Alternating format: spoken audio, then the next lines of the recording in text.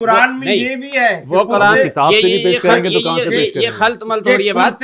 یہ جو قرآن لگا ہوا ہے، جو قاری صاحب کہہ رہے ہیں، پروف بھی ہے. نبی علیہ السلام دنیا سے پردہ فرما گئے. حضرت نے کہا کہ جو موجود ہوتا ہے اس کا وسیلہ پیش کیا جا سکتا ہے. تو نبی علیہ السلام کے پردہ کرنے کے بعد اس امت کے سب سے بڑے فقیہ اصحاب رسول صلی اللہ علیہ وسلم یستفتحون کا مطلب ترجمہ وسیلہ کریں. نہیں، ترجمہ کریں، آپ کریں نا، تاکہ پتہ چلے نا وسیلہ کہاں سے نکلے.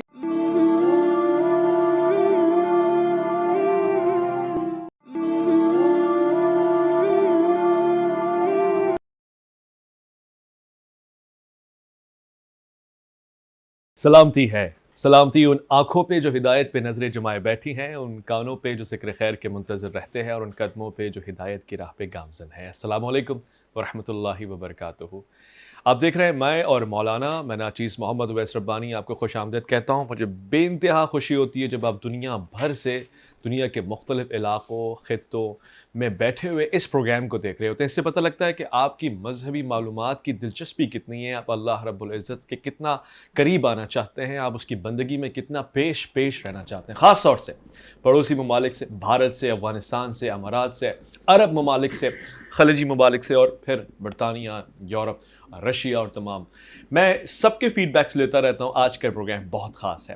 آج کا پروگرام آپ کے فیڈ بیک کے پیش نظر ہی ہے. اگر اللہ رب العزت سے ہم چاہتے ہیں کہ اس کی بندگی میں آگے آئیں اور اس سے دعائیں کریں اور وہ دعائیں قبول ہو جائیں، اس کی بارگاہ میں مقام، مرتبہ اور بخشش کروا لیں، تو اس کے لیے ہمیں کیا کرنا پڑے گا؟ سوال یہ ہے کہ کوئی وسیلہ تلاش کرنا پڑے گا، کوئی ایسا دروازہ ہے کہ وہاں جائیں گے، مانگیں گے تو پروردگار دعائیں قبول فرمائے گا. کچھ ایسی شخصیات ہیں کہ جن شخصیات کے واسطے، وسیلے سے دعائیں ہماری قبول ہوں گی. کیا خدا وحد تعالیٰ کی منشا بھی یہی ہے؟ کیا وہ یہی چاہتا ہے آپ سے؟ اس کے پیچھے راز کیا ہے، حقیقت کیا ہے؟ اس بات کو ہم علمی انداز سے ناپیں گے، تولیں گے. آج کے اس پروگرام میں تشریف فرمائیں. بہت ہی پیارے گفتگو میں ایک افتخار رکھتے ہیں، معتدل رائے پیش فرماتے ہیں، حق گوئی کرتے ہیں. عاجزانہ انداز ہوتا ہے مگر حکیمانہ، اور میں سمجھتا ہوں کہ انتہائی عالمانہ انداز آپ نے رکھا ہے. پروردگار نے خاص علم آپ کو عطا فرمایا ہے، احادیث اور قرآن اور اس کے اوپر تحقیق کرنے کا. محقق بھی ہیں، ڈاکٹر بھی ہیں. ابو انشاء ڈاکٹر قاری خل الرحمان جاوید، السلام علیکم ورحمۃ اللہ. وعلیکم السلام ورحمۃ اللہ وبرکاتہ. آج کے ہمارے دوسرے مہمان ہوں گے. آپ سے بہت زیادہ محبت ہے، علم کے معاملے میں بارہا آپ سے رجوع کیا جاتا ہے، آپ سے وابستگی ہوتی ہے، آپ رہنمائی فرماتے ہیں، مختلف ٹی وی چینلز پہ بھی آپ ان کو دیکھتے رہتے ہیں. ساتھ ساتھ یہ کہ محفل ہو، میلاد ہو یا پھر ٹیلی ویژن کا پروگرام ہو، اس میں بہت ہی پیاری گفتگو معتدل انداز سے فرماتے ہیں. میں خوش آمدید کرنا چاہتا ہوں مفتی وسیم بندگی کو. السلام علیکم ورحمۃ اللہ. وعلیکم السلام ورحمۃ اللہ وبرکاتہ. سب سے پہلے قاری صاحب آپ سے آغاز کرنا چاہتا ہوں، آپ کو خوش آمدید کہتا ہوں میں اور مولانا میں، اور یہ جاننا چاہتا ہوں کہ پروردگار نے کیا واقعی کوئی ایسا دروازہ یا شخصیت رکھی ہے اور رکھا ہے، تو پھر اس کی منشا کیا ہے کہ آپ ان کا نام لیں اور ان کی طرف جائیں تو آپ کی دعائیں بھی قبول ہوں، آپ کے بگڑے ہوئے کام بھی بن جائیں. مثلا حضرت آدم علیہ السلام کو جب رخصت کیا گیا تو ان کی مغفرت کیسی ہوئی؟ اس کے پیچھے کیا سے آپ کو سباق ہے؟ جزاکم اللہ. پہلی بات تو یہ ہے کہ اللہ تعالیٰ نے دنیا میں کچھ شخصیات ایسی رکھی ہیں جو مستجاب الدعوات کہلاتی ہیں. سبحان اللہ. اگر وہ دعائیں کریں تو اللہ ان کی دعا کو رد نہیں کرتا، بلکہ حدیث میں آتا ہے کچھ ایسے لوگ ہیں کہ اگر وہ کسی بات پر قسم کھا لیں تو اللہ تعالیٰ ان کی قسموں کی لاج رکھ لیتا ہے. سبحان اللہ. کچھ جگہیں ایسی ہیں کہ جس جگہ پر پہنچ کر اگر انسان دعا کرے تو اللہ اسے رد نہیں کرتا. اچھا. کچھ اوقات ایسے ہیں کہ جن اوقات میں پہنچ کر انسان اللہ کو یاد کرے اور کچھ مانگے تو اللہ رب العالمین ان کی اس دعا کو، اس وقت میں، اس گھڑی میں مانگی گئی دعا کو اللہ رب العالمین رد نہیں کرتا. سبحان اللہ. کچھ اعمال ایسے ہوتے ہیں کہ جن اعمال کے کرنے کے بعد اللہ تعالیٰ کا خود دل چاہتا ہے کہ بندہ مجھ سے مانگے، میں اس سے نوازوں. اللہ تعالیٰ کا دل چاہتا ہے. اللہ کی خود یہ اپنی خواہش ہوتی ہے. جس طرح قرآن مجید کے بارے میں بھی آیا، اللہ کے رسول نے فرمایا کہ جب بندہ دعا نہیں کرتا اور جو بھی اس کو وقت ملتا ہے قرآن پڑھتا رہتا ہے تو اللہ تعالیٰ اس کے اس عمل سے اتنا راضی ہوتا ہے اس سے کہ فرمایا کہ اس کو بغیر مانگے وہ کچھ عطا کر دیتا ہے کہ اگر وہ مانگتا تو شاید وہ نہ ملتا. بغیر مانگے، بغیر ہائے ہائے، مانگے سبحان اللہ، وہ کچھ دے دیتا ہے کہ اگر وہ مانگتا تو وہ نہ ملتا. یہ صرف قرآن پڑھنے کی برکت کی وجہ سے. جہاں تک آپ کا سوال ہے آدم علیہ السلام کی جو بشری تقاضے سے ہونے والی بھول تھی، اس کو اللہ رب العالمین نے کیسے اس سے درگزر فرمایا، تو قرآن مجید خود اس پر واضح ارشاد فرماتا ہے کہ فَتَلَقَّى آدَمُ مِن رَبِّهِ كَلِمَاتٍ فَتَابَ عَلَيْهِ. آدم علیہ السلام نے اپنے رب سے کچھ کلمے ایسے سیکھے جن پر آدم علیہ السلام نے پوری توجہ دے کر اللہ کی طرف رجوع کیا. تو پھر اللہ رب العالمین نے بھی حضرت آدم علیہ السلام کی طرف رجوع کر لیا، گویا اللہ اپنی ناراضگی سے پھر رحمت کی طرف آ گیا. سبحان اللہ. اور وہ کلمات بھی قرآن مجید میں دوسری جگہ قرآن مجید خود اس کی وضاحت کرتا ہے کہ ربنا آتنا ربنا ظلمنا انفسنا وان لم تغفر لنا وترحمنا لنکونن من الخاسرین. اے ہمارے رب، ہم اپنی جانوں پر ظلم اور زیادتی کر بیٹھے ہیں، اور اگر ان لم تغفر لنا وترحمنا، تو نے اگر رحم نہ کیا اور معاف نہ کیا تو لنکونن من الخاسرین، تو ہمارا سفینہ کبھی کنارے لگ سکتا ہی نہیں، ہائے ہائے، خسارے والوں میں سے ہو جائے. خسارے والوں میں سے ہو جائیں گے.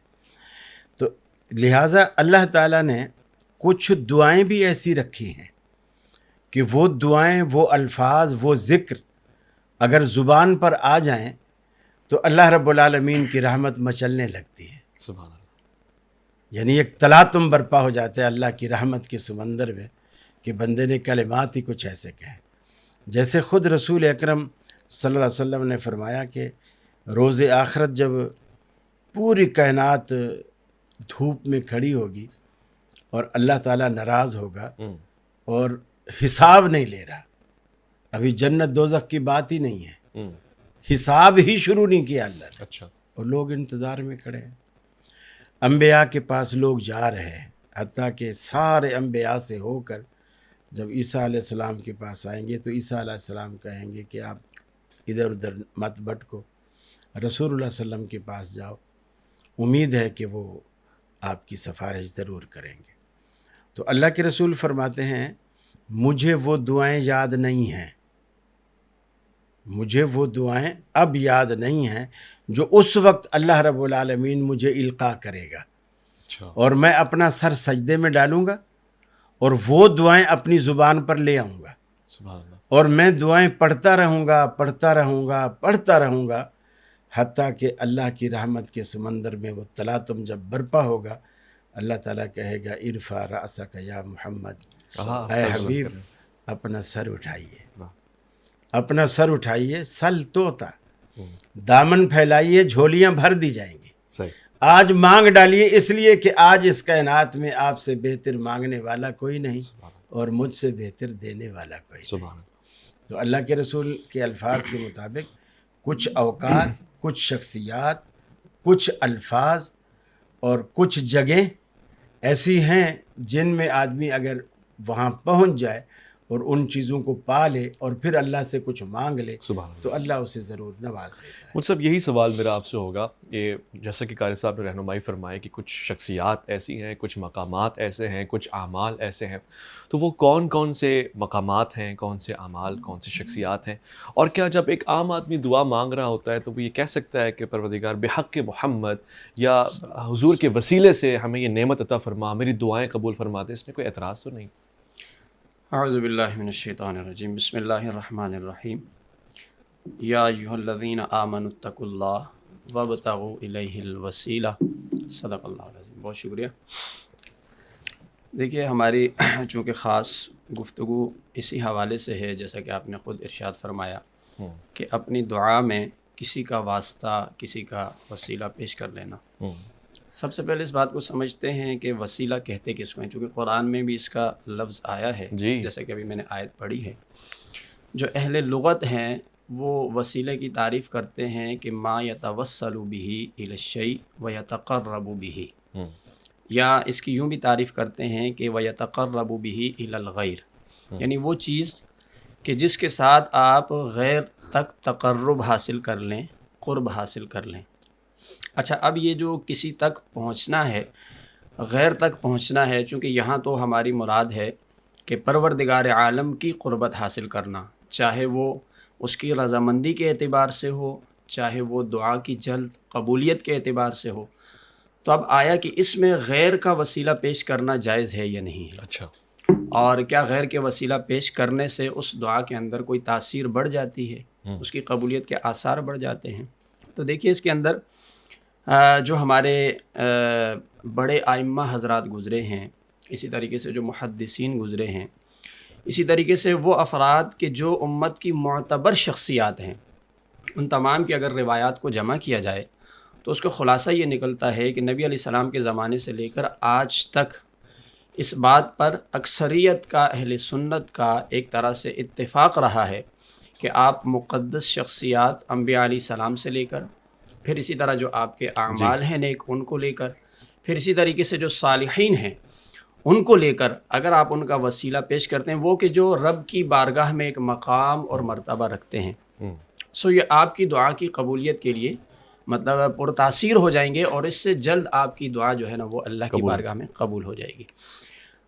اس جو ایک حدیث پاک کے اندر آتا ہے، جو آپ نے ایک لفظ کہے کہ کیا بحق یا محمد کہا جائے کہ نہیں کہا جائے، تو دیکھیے ابن ماجہ کی ایک حدیث پاک ہے، اس کو ترمذی شریف نے کے اندر بھی روایت کیا گیا ہے، ابن ماجہ کے اندر بھی ہے، اور سیاہ ستہ کے علاوہ دیگر کتب کے اندر بھی یہ احادیث موجود ہیں، اور بڑی مشہور حدیث ہے۔ حضرت عثمان بن حنیف رضی اللہ تعالیٰ عنہ یہ اس کے راوی ہیں، یہ فرماتے ہیں کہ نبی علیہ السلام کی بارگاہ میں ایک نابینا صحابی حاضر ہوئے، اور انہوں نے آ کے عرض کی کہ اے اللہ کے رسول، آپ میرے حق میں دعا کیجئے کہ میری بینائی آ جائے، میری بینائی آ جائے۔ تو نبی علیہ السلام نے فرمایا کہ اگر آپ بغیر بینائی کے رہیں تو میں اس دعا کو مؤخر کر دوں اور یہ آپ کے لیے بہتر ہے۔ تو انہوں نے عرض کی نہیں، میں یہ چاہتا ہوں کہ آپ میرے حق میں دعا فرمائیں۔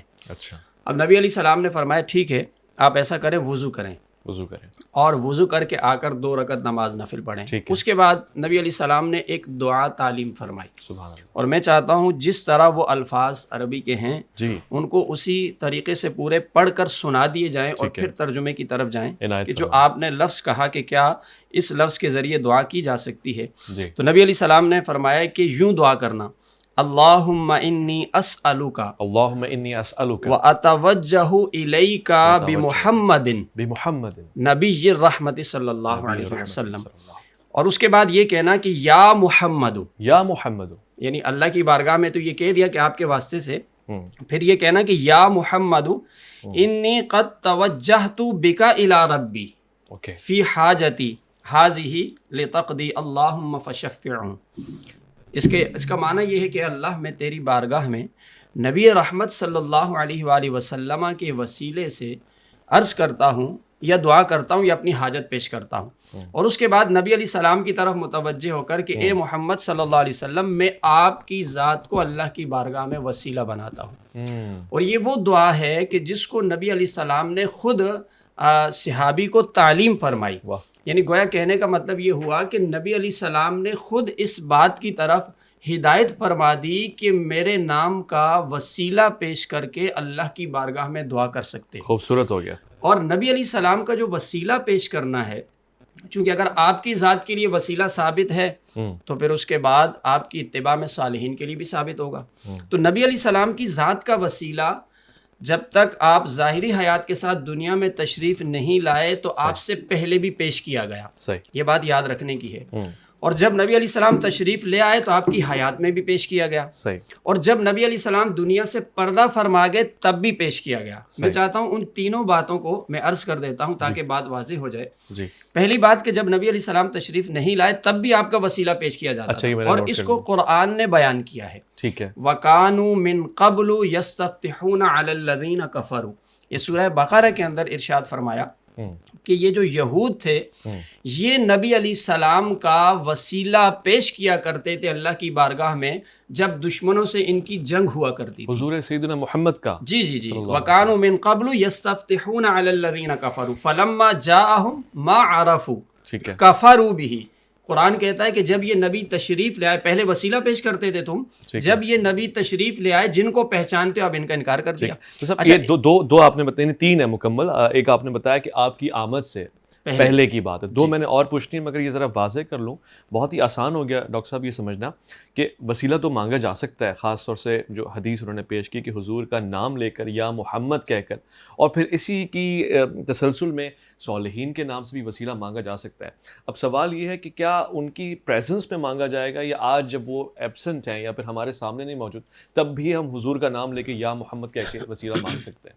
پہلی بات تو یہ ہے کہ وسیلے کی دو بڑی اقسام ہیں.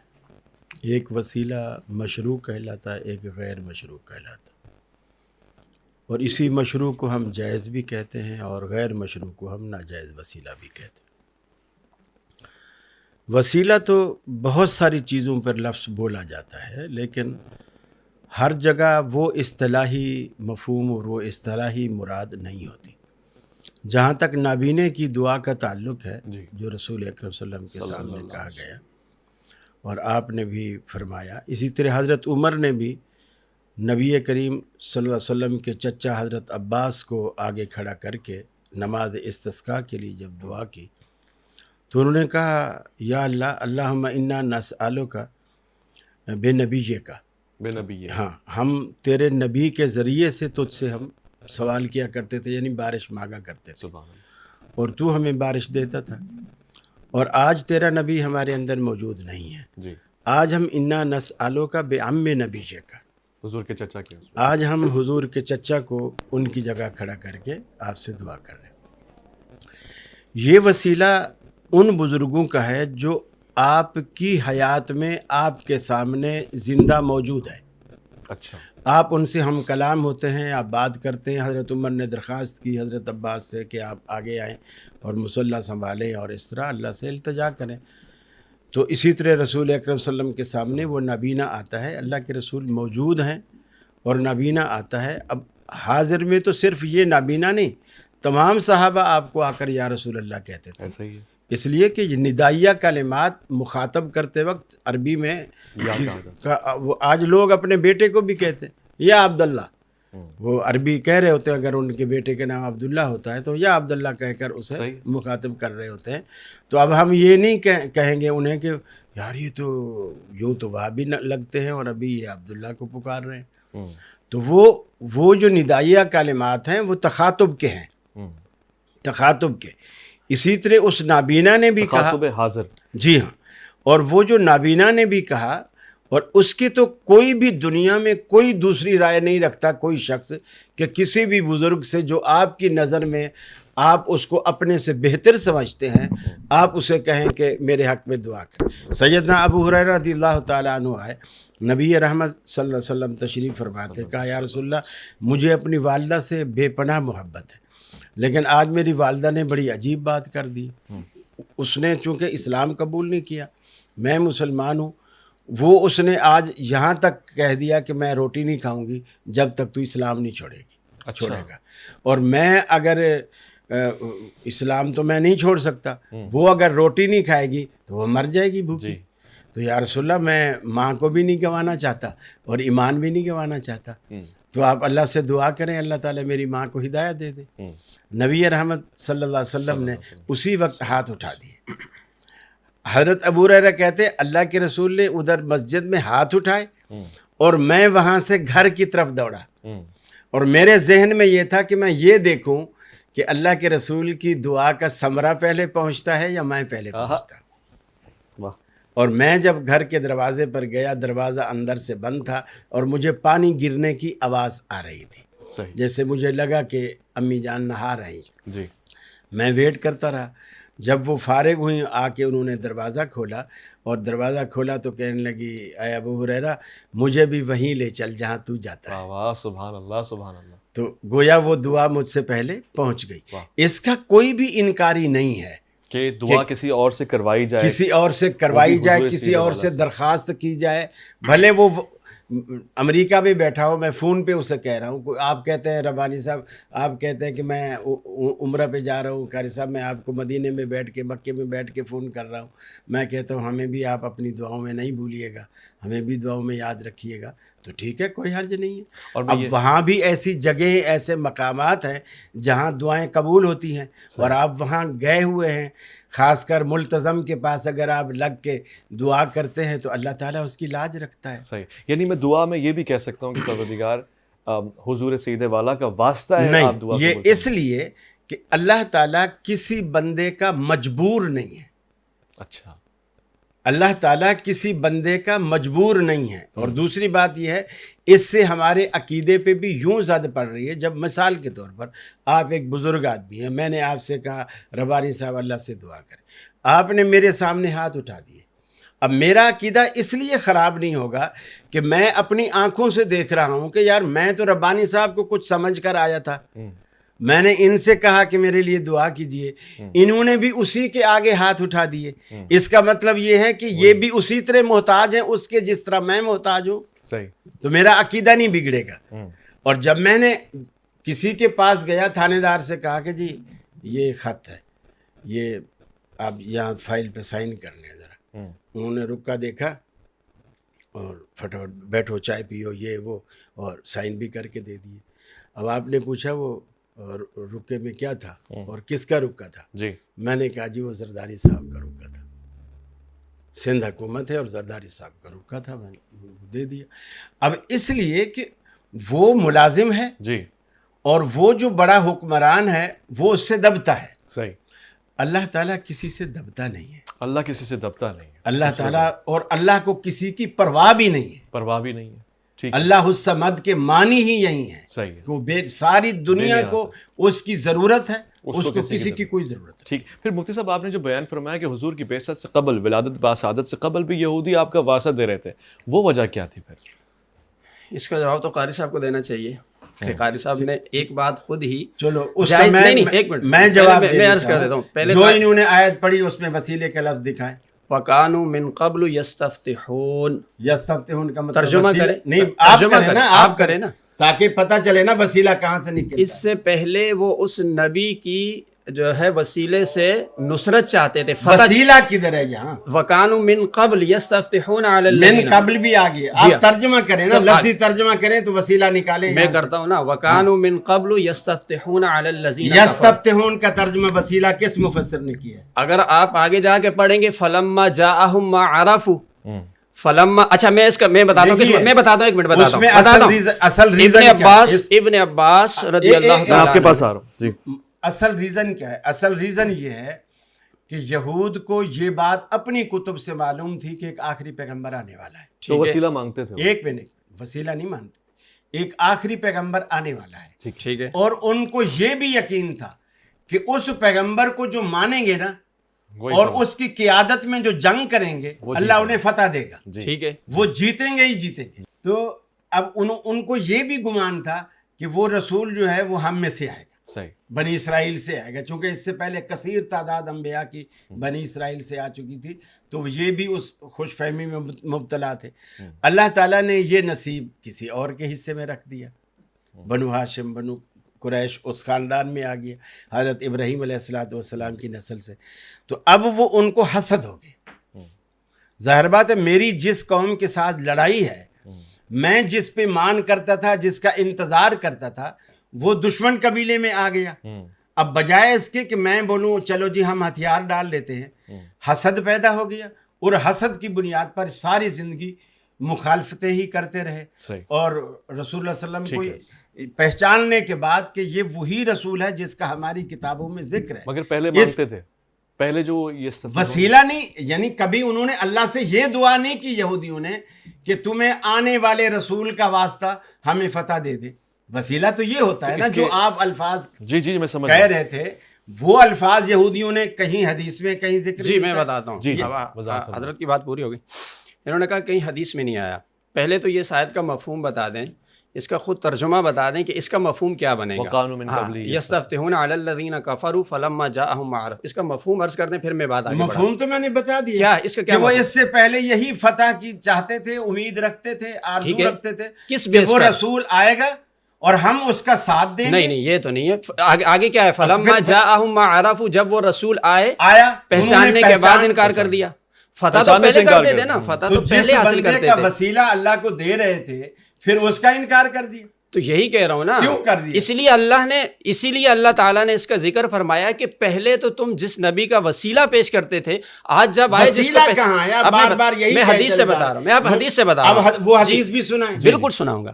حضرت ابن عباس رضی اللہ تعالیٰ عنہ سے یہ حدیث پاک مروی ہے، جس کو امام طبرانی نے لکھا ہے کہ یہودی قبیلہ بنو قریظ اور قبیلہ جو ہے بنو قریظہ والے اور یہ اوس اور خزرج کے خلاف جب یہ جنگ کیا کرتے تھے تو یہ نبی علیہ السلام کا وسیلہ پیش کر کے دعا مانگا کرتے تھے. یہ ابن عباس رضی اللہ تعالیٰ عنہ نے اس آیت کی تفسیر میں لکھا اور امام طبرانی نے اس کو باقاعدہ پیش کیا. اچھا، قاری صاحب نے ایک بات خود کی ہے کہ بھائی آپ نبی علیہ السلام کا وسیلہ نہیں پیش کر سکتے کیونکہ اللہ محتاج نہیں ہے. ابھی انہوں نے خود کہا کہ نبی علیہ السلام کے چچا کا وسیلہ عمر فاروق رضی اللہ تعالیٰ عنہ پیش کر رہے ہیں، تو پھر جب نبی کا نہیں پیش کر سکتے دعا میں تو پھر آپ بتائیے عمر فاروق کا کیوں پیش کیا؟ انہوں نے خود مبحث انہوں نے کیا اس لیے کہ میں اتنے واضح لفظوں میں کہہ چکا ہوں کہ حضرت ابو ہریرہ نے اگر نبی کو وسیلہ بنایا آپ موجود ہیں، حضرت عمر نے حضرت عباس کو وسیلہ بنایا آپ موجود ہیں. اس کا تو میں نے برملا کہا کہ کسی کو بھی انکار نہیں. انہوں نے کہا کہ دنیا سے رخصت ہونے کے بعد میں وہ بھی بتا دوں گا، آپ یہ کہیں کہ تجھے حضرت حسین کا واسطہ، تجھے حضرت حسن کا واسطہ، تجھے حضرت فاطمہ کا واسطہ، پنجتن کا واسطہ، مجھے بخش دے، مجھے معاف، یہ چیزیں شریعت کے خلاف ہیں اور ہمارے نزدیک یہ شرک کے دائرے میں. حضرت انس بن مالک رضی اللہ تعالیٰ عنہ کی حدیث پاک ہے کہ جب حضرت علی کرم اللہ وجہ کی والدہ محترمہ کا انتقال ہوا، حضرت فاطمہ بنت اسد رضی اللہ تعالیٰ عنہا، مجمع الزوائد کے اندر یہ حدیث پاک موجود ہے، نبی علیہ السلام ان کی قبر کے اندر لیٹے اور آپ نے دعا فرمائی اور آپ نے اس دعا کے اندر خود اپنا وسیلہ پیش کیا کہ یا اللہ جو میں تیرا نبی ہوں، اپنا اور اپنے سے پہلے انبیاء کا وسیلہ پیش کرتا ہوں کہ تو فاطمہ بنت اسد کی مغفرت فرما دے. اب ذرا مجھے پوچھنا یہ ہے کہ نبی علیہ السلام نے جن انبیاء کا وسیلہ پیش کیا وہ تو موجود نہیں تھے. یہ تو نبی علیہ السلام کی دعا ہے کہ نبی علیہ السلام پہلے جو انبیاء ان کا وسیلہ پیش کر رہے ہیں، تو کیا نبی کی کہی ہوئی بات شریعت کا حصہ نہیں ہوتی؟ کیا وہ ہمارے لیے حجت نہیں ہوتی ہے؟ اور پھر جب نبی علیہ السلام دنیا سے پردہ فرما گئے، حضرت نے کہا کہ جو موجود ہوتا ہے اس کا وسیلہ پیش کیا جا سکتا ہے. تو نبی علیہ السلام کے پردہ کرنے کے بعد اس امت کے سب سے بڑے فقیہ اصحاب رسول صلی اللہ علیہ وسلم ہیں، جو انہوں نے براہ راست نبی علیہ السلام سے سمجھا، اور جو وہ کسی حدیث کا یا کسی حکم شرع کا معنی اور مفہوم سمجھائیں گے وہ بعد والے لوگ نہیں سمجھا سکتے ہیں. میں نے ابن ماجہ کی حدیث پاک آپ کے سامنے ذکر کی جو ترمذی کے اندر ہے، امام بیہقی نے بھی اس کو روایت کیا، بہت سارے محدثین نے روایت کیا، جو نابینا والی حدیث ہے. حضرت عثمان غنی رضی اللہ تعالیٰ عنہ کا جب دور خلافت تھا، یہی صحابی رسول حضرت عثمان بن حنیف رضی اللہ تعالیٰ عنہ، ان کے پاس ایک صاحب آئے، انہوں نے آ کر کہا کہ مجھے عثمان غنی رضی اللہ تعالیٰ عنہ سے کچھ شکوہ ہے، کچھ شکایت ہے. پوچھا کیا مسئلہ ہے؟ کہا میں جب بھی ان کے پاس جاتا ہوں میری بات نہیں سنتے ہیں، میں جب بھی ان سے اپنا کوئی معاملہ بیان کرنا چاہتا ہوں. انہوں نے کہا اچھا میں تمہیں اس کا ایک طریقہ بتاتا ہوں. اچھا یہ بھی جو اثر ہے یہ امام طبرانی نے اس کو روایت کیا، میں اس کا حوالہ ساتھ لے کر آیا ہوں. حضرت عثمان بن حنیف چونکہ اس حدیث کے راوی ہیں جو وہ نابینا صحابی کی ہے، انہوں نے کہا کہ اس کے بعد وسیلہ نہیں پیش ہو سکتا. انہوں نے کہا میں تمہیں ایک طریقہ بتاتا ہوں، تم جاؤ وہ طریقہ اختیار کرو اور اس کے بعد عثمان غنی رضی اللہ تعالیٰ کے پاس جانا. اور طریقہ کیا ہے کہ وضو کرنا، 2 رکعت نماز پڑھنا. اس کے بعد انہوں نے وہ دعا تعلیم فرمائی. میں نے حدیث پاک کی وہ دعا بھی اپنے پاس کوٹ کر کے لایا ہوں، کتاب کا حوالہ میرے پاس موجود ہے کہ آپ نے کیا کہا. یہ نبی علیہ السلام کے پردہ کرنے کے بعد کی بات ہے. نہ آپ نے یہ کہا کہ روضہ انور پہ کھڑے ہو کے کہنا، نہ آپ نے یہ کہا کہ ان کے پاس جا کر قبر کے پاس کہنا، بلکہ یہ کہا 2 رکعت نماز پڑھنی ہے اور اس کے بعد یہ دعا کرنی ہے. دعا سنیے گا. تو انہوں نے کہا کہ تم یہ دعا کرنا جا کر اللہم انی اسألوک واتوجہ الیک بنبینا محمد صلی اللہ علیہ وسلم بنبی الرحمت. اور آگے کے لفظ آپ سنیے گا. کہا اس کے بعد یہ کہنا یا محمد، یا محمد انی اتوجہ بک الی ربک. یہ انہوں نے دعا کے الفاظ سنائے اور اس کے بعد کا اپنی حاجت پیش کرنا. جب وہ دعا کر چکے اس کے بعد وہ آتے ہیں تو عثمان غنی رضی اللہ تعالیٰ عنہ کے پاس جب تو وہاں دربان کھڑا تھا، اس نے بغیر کچھ کہے ان کے لیے دروازہ کھول دیا. وہ اندر چلے گئے، بیٹھے، ان کی پوری بات سنی. جب بات مکمل ہو گئی تو بعد میں آ کر اس شخص نے حضرت عثمان بن حنیف کا شکریہ ادا کیا کہ شاید میری سفارش کی ہے. انہوں نے کہا کہ آپ نے میری سفارش کی، میرا کام ہو گیا. انہوں نے کہا میں نے تو آپ کی کوئی سفارش نہیں کی ہے. تو کہا انہوں نے میری بات کیسے سنی ہے؟ کہا کہ یہ وہی دعا ہے جو میں نے نبی علیہ السلام سے سنی تھی، ایک نابینا کو سکھائی، اور میں نے وہی طریقہ تمہیں بتایا ہے، اور تم نے یہ دعا کی ہے، یہ اس دعا کا اثر ہے کہ حضرت عثمان غنی رضی اللہ تعالیٰ عنہ نے تمہاری بات سنی ہے. اب میرا ذرا سوال یہ ہے کہ دیکھیں اصحاب رسول جب نبی علیہ السلام سے سنتے ہیں اور وہ نبی علیہ السلام کے پردہ کرنے کے بعد خود احادیث میں موجود ہے وسیلہ پیش کرتے ہیں نبی علیہ السلام کا، تو یہ ہم نے جزیہ یا قضیہ کہاں سے نکالا کہ جو شخص موجود نہ ہو؟ میں نے پہلے ایک حدیث آپ کو بتا دی ہے کہ خود نبی پاک صلی اللہ علیہ وآلہ وسلم نے انبیاء کا وسیلہ دیا ہے جو پہلے کے تھے. یہ بڑی امپورٹنٹ بات ہے کہ اور اسی طرح پھر نبی علیہ السلام کے بعد اصحاب رسول نے بھی دیکھیں وسیلہ پیش کیا، جو کہ احادیث کے طور پر میں نے آپ کے سامنے میں نے یہ دونوں سوال نوٹ کیے ڈاکٹر صاحب. ایک تو انبیاء کا وسیلہ دینا جو اس زمانے میں موجود نہیں تھے، پھر حضرت عثمان بن عفان رضی اللہ عنہ کی بارگاہ میں آنا، اور پھر وہ دعا دوبارہ ریپیٹ. پہلی بات میں حدیث کے ذوف پہ اس پہ محدثین کی بحث پہ نہیں جاتا. پہلی بات یہ ہے وسیلہ اپنے سے بہتر کا دیا جاتا ہے یا اپنے سے کم تر کا دیا جاتا ہے؟ اپنے سے بہتر کا. باقی انبیاء رسول اللہ سے افضل ہیں یا کم تر ہیں؟ اللہ اکبر، حضور تو سب سے بہتر ہے. پھر سب سے بہتر جو کائنات میں اس جیسا ماں نے دوسرا جنا ہی نہیں. واہ واہ سبحان اللہ. جبکہ آپ نے فرمایا انا سید ولد آدم، کہ آدم کی جتنی اولاد ہے اللہ نے مجھے سب کا سردار بنایا. ولا فخر، فرمایا یہ بات میں فخر کے طور پر یا کوئی عصبیت کے طور پر نہیں کہہ رہا ہوں، یہ حقیقت یہی. تو جب وسیلہ آپ مان رہے ہیں اور ان کے بڑے بھی مان رہے ہیں کہ وسیلہ ہمیشہ جو دیا جاتا ہے اپنے سے بہتر کا دیا جاتا ہے، اپنے سے نیچے کا نہیں دیا جاتا. اللہ کے رسول نے دیگر انبیاء کا وسیلہ دیا. سبحان اللہ. آپ جبکہ انبیاء کے بھی امام ہیں، آپ امام الانبیاء ہیں. صحیح. آپ کے ہوتے ہوئے کوئی پیغمبر مسلح پہ نہیں کھڑا ہو سکتا کبھی نہیں.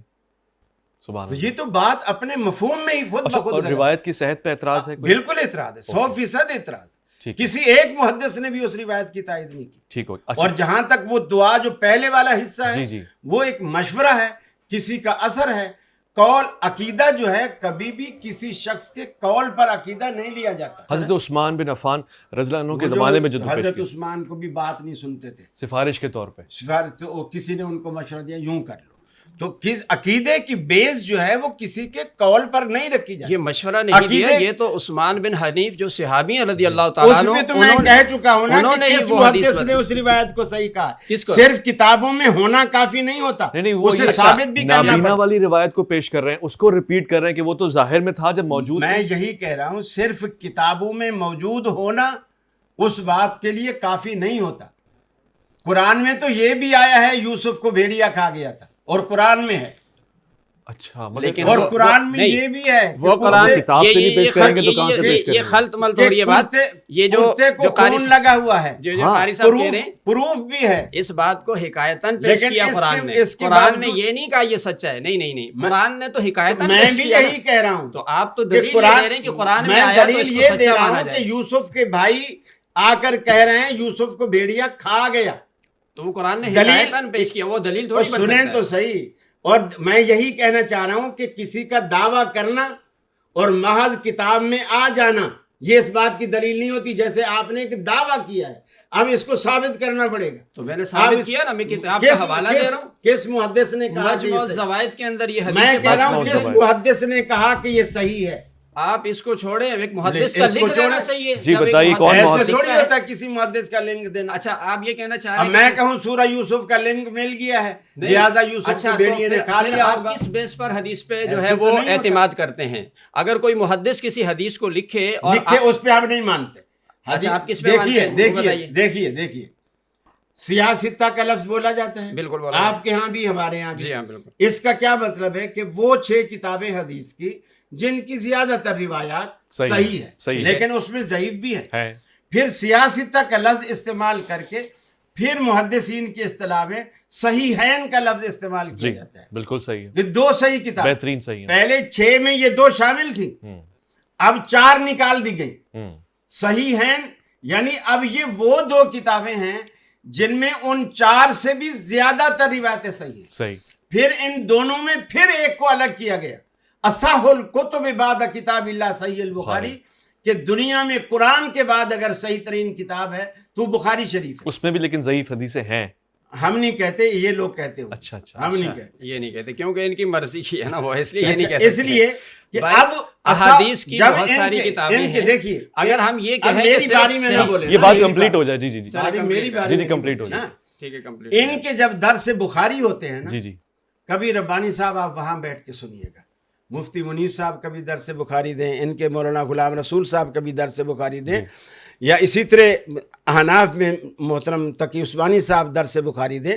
ان کے درس بخاری سنیے گا، یقین مانیے گا آپ کو ایسا لگے گا کہ یار اصل اہل حدیث تو یہ ہیں، امام بخاری کو تو یہ مانتے ہیں. اتنی اس وقت تعریفیں کر رہے ہوتے ہیں امام بخاری رحمۃ اللہ علیہ کی کہ جیسے ان جیسا اب دنیا میں کوئی دوسرا ہے ہی نہیں. سبحان اللہ. اور جب اہل حدیث سے بات ہو، بخاری میں تو روایتیں ضعیف ہے، بخاری میں تو فلانا ضعیف ہے، بخاری میں تو فلانا ضعیف ہے. حالانکہ یہ خلیل احمد سہارنپوری نے یہ بات لکھی ہے بخاری شریف کی تعریف میں کہ رسول اللہ صلی اللہ علیہ وسلم آئے خواب میں حضرت محمد بن نصر البروزی رحمۃ اللہ علیہ کے، اور وہ امام شافعی کی کتاب الام پڑھایا کرتے تھے. خواب میں بولے آئے اور ان سے آ کے کہا کہ اے محمد بن نصر، تو امام شافعی کی کتاب پڑھاتا ہے، میری کتاب کب پڑھائے گا؟ یہ کون فرما رہے ہیں؟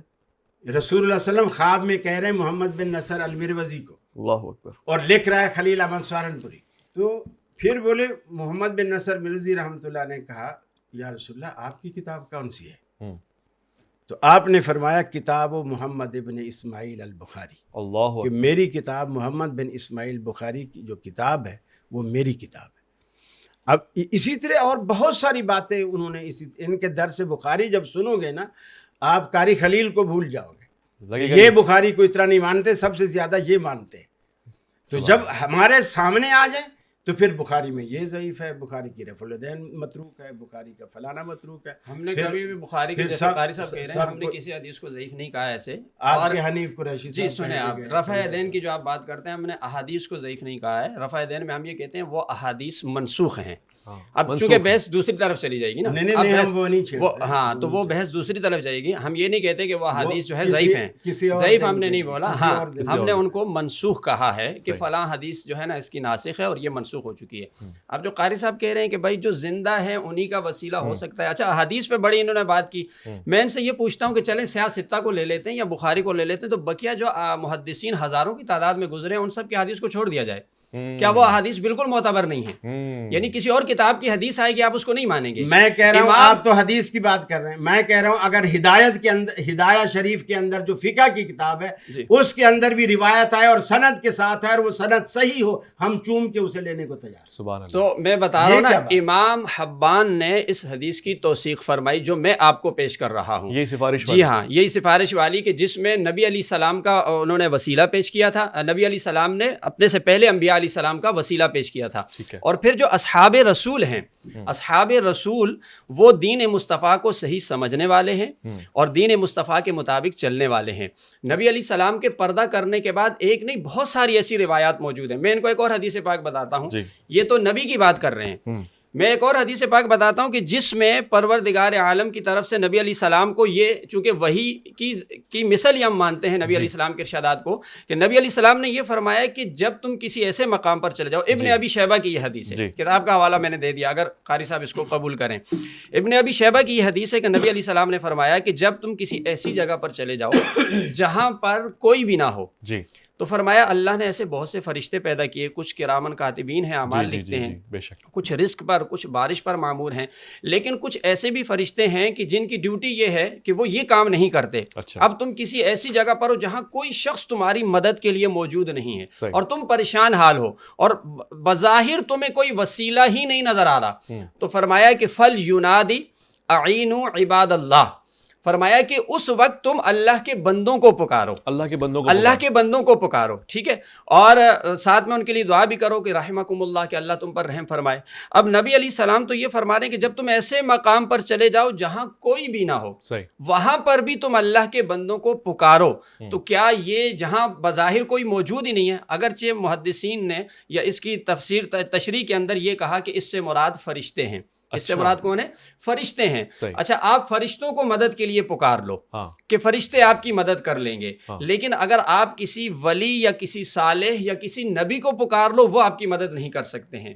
یہ کیسا سوال ہے؟ یعنی فرشتے، بعض دفعہ آپ کو پتا ہے کہ انسان فرشتوں سے بھی مقامات میں بڑھ جاتا ہے، افضل البشر بھی ہیں، اور اس کے ساتھ ساتھ اپنے اعمال اور اپنے جو ہے اچھے عمل کرنے کی وجہ سے اللہ کی رضا کو پانے سے فرشتوں سے بھی اوپر چلے جاتے ہیں۔ اب آپ فرشتوں کو پکار لیں، ان کی طاقت یہ ہے کہ وہ آپ کے پاس حاضر ہو جائیں گے، وہ آپ کی مدد کر لیں گے، لیکن آپ کسی نبی کا وسیلہ دنیا سے جانے کے بعد نہیں پیش کر سکتے، کسی ولی کا نہیں پیش کر سکتے کہ وہ جو ہے آپ کی مدد نہیں کر سکتے۔ اب میں یہاں پر اب چونکہ میں دلیل صحابہ کرام کے عمل کو بنا رہا ہوں، اصحاب رسول جو ہے جو دین کو صحیح سمجھنے والے ہیں، دیکھیے جنگ یمامہ ہوئی، جنگ یمامہ کے اندر مسلمہ کذاب جو تھا، جب اس کے لشکر کے ساتھ مسلمانوں کی گھمسان کی جنگ ہوئی تو وہاں پر حضرت خالد بن ولید رضی اللہ تعالیٰ عنہ جو کہ لیڈ کر رہے تھے، حضرت خالد بن ولید رضی اللہ تعالیٰ عنہ نے اصحاب رسول کو یہ کہا، ایک نعرہ لگایا۔ اچھا، اس کو ابن اسیر نے بھی لکھا، ابن کثیر نے بھی لکھا ہے۔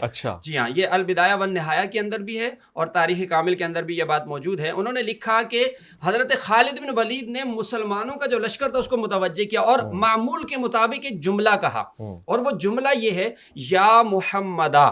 یہ جملہ کیا ہے؟ یا محمدہ، اور یہ آپ کی غیر موجودگی میں، یہ غیر موجودگی میں جنگ یمامہ ہوئی حضرت ابو بکر صدیق رضی اللہ تعالیٰ عنہ کے دور خلافت میں، اور یہ ان کا معمول تھا، یا محمدہ، یا محمدہ کہا، اور اس کے بعد وہ لشکر پر ٹوٹ پڑے اور اللہ تعالیٰ نے ان کو فتح عطا فرمائی۔ اب دیکھیں کہ نبی علیہ السلام دنیا سے پردہ فرما گئے ہیں، اور یا محمدہ کہنے سے کوئی شرک نہیں ہوتا، اور جو قاری صاحب فرما رہے ہیں کہ اللہ تعالیٰ کسی کا مجبور نہیں ہے، اس بحث میں یہ بات پیش کرنا یہ اس بحث سے بالکل خارج بات تھی۔ انہوں نے شامل کر دیا کہ بھائی اللہ کسی کا مجبور نہیں ہے، تو یہ تو پھر میں ہر عمل پر یہ اعتراض کرتا رہوں گا کہ بھائی اللہ تعالیٰ تو کسی بات کا مجبور نہیں ہے۔ اللہ تعالیٰ نے آپ سے کہا ہے کہ نماز پڑھیں، تو اللہ تعالیٰ کو آپ کی نماز کی کوئی حاجت نہیں ہے، اللہ تعالیٰ آپ کی ثنا کرنے کا مجبور نہیں ہے۔ اللہ تعالیٰ نے جتنی بھی چیزوں کا ہمیں حکم دیا ہے، پروردگار عالم ان چیزوں کا مجبور نہیں ہے۔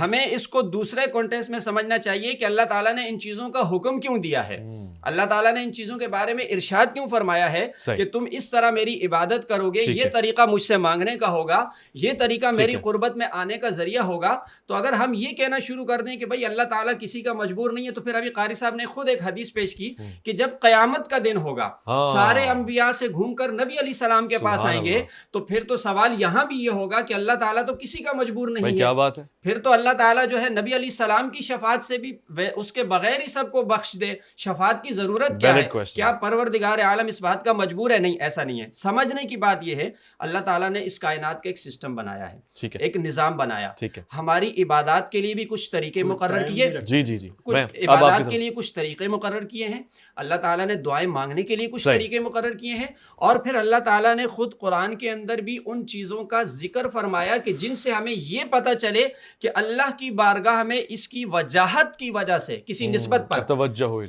اس کی وجاہت کی وجہ سے اللہ دعا کو قبول فرماتا ہے۔ مثال کے طور پر آپ دیکھیں قرآن میں صفا اور مروہ کا تذکرہ ہے، ان الصفا والمروہ من شعائر اللہ، قرآن میں مقام ابراہیم کا تذکرہ ہے، صحن حرم میں اس کو آپ نے نصب کر دیا، بخاری شریف کی حدیث پاک ہے وہ ایک پتھر ہے جس پہ ابراہیم علیہ السلام کے قدموں کے نشانات ہیں، لیکن یہ ساری چیزیں وہاں رکھی اور ان کو جو ہے شعائر اللہ قرار دیا، اور پھر اس مقام کو متبرک قرار دے دیا، اور پھر وہاں پر جا کر نماز پڑھنے کا ہمیں حکم دے دیا گیا۔ تو کیا اللہ تعالیٰ ان تمام چیزوں کے لیے مجبور ہے؟ معاذ اللہ، اللہ تعالیٰ کو تمام باتوں کی میں ڈاکٹر صاحب سے حاجت نہیں سوال پوچھتا ہوں۔ ہے۔ ڈاکٹر صاحب اب یہ ساری مثالیں انہوں نے دی اور پھر جنگ یمامہ کے حوالے سے مثال دی کہ جناب حضرت خالد بن ولید، غالباً یہ تو اب معروف بریلویوں کا نعرہ ہے نا کہ یا محمد یا رسول اللہ، تو کیا حضرت خالد بن ولید بریلوی تھے؟ اس وقت تو میرا خیال ہے اس چیز کا بیج بھی نہیں تھا۔ دوسری بات یہ ہے کہ رسول اکرم صلی اللہ علیہ وسلم نے جو قیامت والے دن سفارش کرنی ہے، مجبور کی بحث میں انہوں نے اس چیز کو ذکر کیا۔ بات پھر وہی ہے، اللہ کے رسول موجود ہیں، کائنات آپ کے پاس آ گئی ہے، اور آپ نے پوری کائنات کے سامنے جب اپنا سر اللہ کے آگے جھکا دیا، اللہ یہی تو دکھانا چاہتا تھا، یہی دکھانا چاہتا تھا جو کائنات کو دکھا دیا۔ اللہ کا حبیب جس پر ساری کائنات جس کے پاس چل کر آئی ہے، وہ خود اپنا بنفس نفیس اللہ کے آگے جھک گیا ہے. گویا وہ بھی یعنی اس آخری وقت میں بھی دنیا کو درس توحید دے رہے ہیں کہ لوگوں اگر ملنے والا جہاں سے کچھ ملتا ہے، ملنے والا اگر کوئی در ہے تو وہ ایک اللہ کا در ہے. مجھے دیکھو کہ اتنے بڑے رتبے پر فائز ہونے کے باوجود میں بھی اس کے در دولت سے بے نیاز نہیں ہوں، میں بھی اس کے در دولت کا محتاج ہوں. ٹھیک ہے. ایک دوسری بات یہ کہ یہ جو انہوں نے جتنی بھی مثالیں دی ہیں وہ مثالیں ساری کی ساری ان لوگوں کی ہیں جو بنفس نفیس موجود ہیں، اس کا ہمیں کوئی انکار نہیں. اب آپ دیکھیے حضرت عمر نے جو حضرت عباس کو آگے کھڑا کیا اور دعا کے لیے کہا، اور خود بھی یہی الفاظ کہہ رہے ہیں کہ انا نسألک بعم نبیک. جی. رسول اللہ صلی اللہ علیہ وسلم کا روضہ مبارک وہاں نہیں تھا مدینے میں؟ تھا. وہ جب روضہ رسول موجود تھا اور وہ قریب تھا تو رسول اللہ صلی اللہ علیہ وسلم کے روضے پر کیوں نہیں چلے گئے؟ یہ تکلف کیوں کیا؟ اور اللہ سے بھی یہ کہا کہ پہلے تیرا نبی ہوتا تھا، ہم اسی کو آگے کرتے تھے، اب وہ نہیں ہے. میں تو کہتا ہوں ان کے عقیدے کے مطابق وہ تو تھے. یہ تکلف ایک منٹ میری بات پوری ہونے دے، میں بیچ میں نہیں بولتا. میں مجھے 100 مقام نہیں بولنے دوں گا. 100 مقامات ایسے آئے کہ میں اعتراض تھا لیکن نہیں بولا. پی کے بیٹھ. اچھا خالد بن ولید میں نے کیا اپنی باری پہ بولوں گا. جی جی ٹھیک ہے. تو حضرت عمر فاروق رضی اللہ تعالیٰ عنہ روضہ رسول پہ نہیں گئے. کوئی بھی صحابی جب بھی کوئی ضرورت پیش آتی کسی بھی روضہ رسول پر یا کسی صحابی کی قبر پر جا کر نہیں مانگتے. پھر قرآن مجید کہتا ہے وَلِلَّهِ الْأَسْمَاءُ الْحُسْنَى فَادْعُوهُ بِهَا. ارے دنیا والو، اللہ کے اتنے خوبصورت نام ہیں، ان ناموں کے ذریعے اللہ کو کیوں نہیں پکارتے ہو؟ اللہ کو پکارو. وَلِلَّهِ الْأَسْمَاءُ الْحُسْنَى فَادْعُوهُ بِهَا. اور جیسے مثلا مجھے رحم چاہیے اللہ کا، میں کہوں یا رحمان ارحمنی، سبحان اللہ، اے رحمان، اس کی وہی صفت اور اس کے مطابق مجھے گناہوں کی بخشش چاہیے. کوئی اعتراض نہیں ہے. اے غفار میرے گناہوں کو، بے شک ایسے ہی. یا اللہ مجھ سے بڑا گناہگار کوئی نہیں تو تجھ سے بڑا غفار بھی تو کوئی اعتراض نہیں. تو یعنی اللہ تعالیٰ کی صفات کا وسیلہ دے کر اللہ سے مانگو. دوسری چیز اللہ کے حبیب نے خود سکھا دی، وہ ہے اپنے اعمال کا وسیلہ. جو آیت انہوں نے قرآن مجید کی پڑھی یا ایھا الذین آمنوا اتقوا اللہ وابتغوا الیہ الوسیلہ، اس میں بھی پہلے یہی حکم ہے اتقوا اللہ، اللہ سے ڈرو. اللہ سے ڈرنے کا کیا مطلب ہے؟ گناہ سے بھی بچو اور نیکی کی رغبت بھی رکھو، جسے تقوی اختیار کرنا کہتے ہیں. وہ تقوی اختیار کرو، پھر اللہ رب العالمین کی طرف وہ وسیلہ نجات کا تلاش کرو. آگے ہے وجاہدوا فی سبیلہ، اس کے راستے میں یعنی وہ عمل کی طرف اشارہ کر دیا. اللہ کے حبیب نے مسلم شریف کی حدیث ہے یہ بتایا کہ 3 ساتھی دوست تھے، آپس میں سفر کر رہے تھے جنگل میں، پہاڑی علاقہ تھا. بارش آئی، بارش سے چھپنے کے لیے میں مختصر عرض کر رہا ہوں، چٹان کے اندر وہ پھنس گئے، منہ بند ہو گیا. تینوں نے مل کر چٹان کو دھکا دینے کی کوشش کی، وہ نہیں ہٹی. آخر سوچ سمجھ کر کہ یار اب ہماری یہاں کوئی فریاد کہیں سے بھی کوئی سننے والا، ہیلپ کرنے والا نہیں ہے. اب انہوں نے خیال آیا کہ ایسا کرتے ہیں، ہم میں سے جس نے بھی کبھی زندگی میں جو اعمال نیکی ہے نہیں کوئی نیکی صرف اللہ کے لیے کی ہو. صحیح. ہم نیکیاں کچھ دکھاوے کی بھی تو کرتے ہیں، ایسے ہی ریاکاری ہوتی ہے. کوئی نیکی جو تم نے خالصتاً اللہ کے لیے کی، وہ آج اللہ کے آگے رکھو اور اسی کا اللہ رب العالمین سے کہو کہ اللہ اگر تیری جناب میں میرا یہ عمل قبول ہے تو اس کے بدلے میں ہمیں اس مصیبت. وہ واقعہ سن رکھے تھوڑا تھوڑا پتھر ہلتا رہا اور پھر جگہ نجات پا گئے. بالکل یہ بھی ایک شکل ہے. اور تیسری شکل وہی ہے کہ کوئی نیک، کوئی بزرگ آدمی جو آپ کی نظر میں آپ سے بہتر ہے، وہ آپ کے سامنے ہے، آپ نے جا کر ان سے ریکویسٹ کی کہ آپ میرے لیے دعا فرمائی. پھر قرآن میں یہ جو کہہ رہے ہیں نا فرشتے کو پکارا، میں کہتا ہوں جن کو پکارے، فرشتے کو پکارے، انسان کو پکارے، یہ شرک ہے. یہ شرک ہے، بالکل شرک. تو وہ جو روایت اب دیکھیے قرآن کہتا ہے، میں نہیں کہتا، میرا فتویٰ نہیں. ان الذین تدعون من دون اللہ، جو لوگ اللہ رب العالمین کے سوا کسی کو بھی پکارتے ہیں، لن یخلقوا ذبابا، ارے تمہاری مدد کیا کریں گے، وہ تو مکھی بھی نہیں بنا سکتے. پھر فرمایا یہ کسی ایک پیر فقیر کی بات نہیں ہے. ولا وجتمعوا لہ، اگر ساری کائنات کے یہ جتنوں کو بھی تم کرنی والا سمجھتے ہو، اگر ساری کائنات کے لوگ بھی یہ جمع ہو جائیں تو پھر بھی وہ مکھی نہیں بنا سکتے. پھر فرمایا ان کی کمزوری کا یہ عالم ہے، مکھی بنانا تو دور کی بات ہے. فرمایا اگر مکھی ان کی میں کہوں گا کہ حلوے کی پلیٹ سے اگر سوجی کا ایک دانہ اٹھا کر اپنے منہ میں لے کر اڑ جائے تو فرمایا لن یستنقذوہ منہ، یہ اس سے وہ سوجی کا دانہ بھی واپس نہیں کر سکتا۔ بے شک ایسی ضعف الطالب والمطلوب، فرمایا جس سے چھینا جا رہا ہے وہ بھی کمزور، جو چھین رہا ہے وہ بھی کمزور، جس کو اللہ کے سوا پکارا جا رہا ہے وہ بھی کمزور، جو پکار رہا ہے وہ بھی کمزور۔ ٹھیک ہے۔ پھر قرآن نے دوسری جگہ کہا کہ جن کو تم اللہ کے سوا پکارتے ہو، فرمایا ان کی مثال ایسی ہے کہ جیسے کوئی پیاسا کنویں کے اوپر کنارے پر آ کے کھڑا ہو جائے، ہاتھ پھیلا لے اور پانی سے کہے پانی میں پیاسا ہوں، میرے ہاتھوں لیبلغ فاہ، تاکہ وہ اس کے منہ میں آ جائے۔ فرمایا وما ہوا ببالغ، وہ کبھی بھی ان کے منہ میں نہیں آ سکتا۔ ان کی دعائیں ایسے ہی بیکار چلی جاتی ہیں جو اللہ کو چھوڑ کر کسی کو پکارتے ہیں۔ اب اللہ نے کیا کہا؟ اللہ نے کہا ادعو قال ربکم ادعونی استجب لکم، ٹھیک ہے، اے میرے بندو مجھے پکارا کرو۔ بے شک مصیبت میں پھنسو تو فرشتوں کو نہیں پکارو، فرشتے تو میری مخلوق ہے۔ بس میری رہنمائی یہ فرمائیں کہ کیا حدیث کے جملے متصادم ہیں قرآن کے ساتھ، اور جناب حضرت خالد بن ولید کا یا محمد کہنا؟ میں وہی بات جو انہوں نے اب تک نہیں بتائی، میں اصل میں کتاب میں آنے کو کافی نہیں سمجھتا ہوں۔ محدثین اس کی صحت پر، اب انہوں نے ایک ابن حبان کا حوالہ دے کر کہا، انہوں نے سیکا کہا، سیکا نہیں کہا۔ ابن حبان رحمۃ اللہ علیہ کی ایک کتاب ہے، کتاب الثقات۔ اب وہ ان کتاب میں انہوں نے راویوں کا ذکر کیا ہے، اب وہ کتاب میں اس کتاب الثقات میں راویوں کا نام آ جانا وہ اس بات کی دلیل نہیں ہے کہ یہ راوی ثقہ ہے۔ اب مطلب کتاب الثقات میں نام آ گیا پھر بھی ثقہ نہیں ہے؟ وہ ان کی کتاب کا نام ہے جس پہ ضعیف راوی بھی ہے۔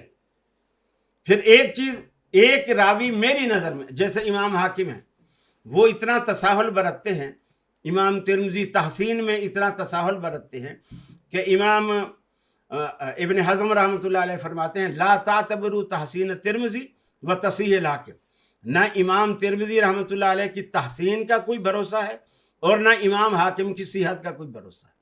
یعنی تساہل برتتے ہیں کہ ضعیف چیز کو بھی صحیح کہہ دیتے ہیں۔ اچھا، تو اس لیے اس کا صحیح ہونا صرف کتاب میں ہونا کافی نہیں ہے، یعنی یہ یا محمدہ والی روایت صحیح نہیں ہے آپ کہہ رہے ہیں۔ اور اکثر دیکھو جب ہم فاتحہ خلف الامام کی حدیث پیش کرتے ہیں نا کہ امام کے پیچھے فاتحہ پڑھنی چاہیے، فوراً یہ قرآن پڑھتے ہیں کہ یہ تو قرآن کے خلاف، حالانکہ وہ بخاری کی روایت، یہ قرآن کے خلاف ہے، وَإِذَا قُرِئَ الْقُرْآنُ فَاسْتَمِعُوا لَهُ۔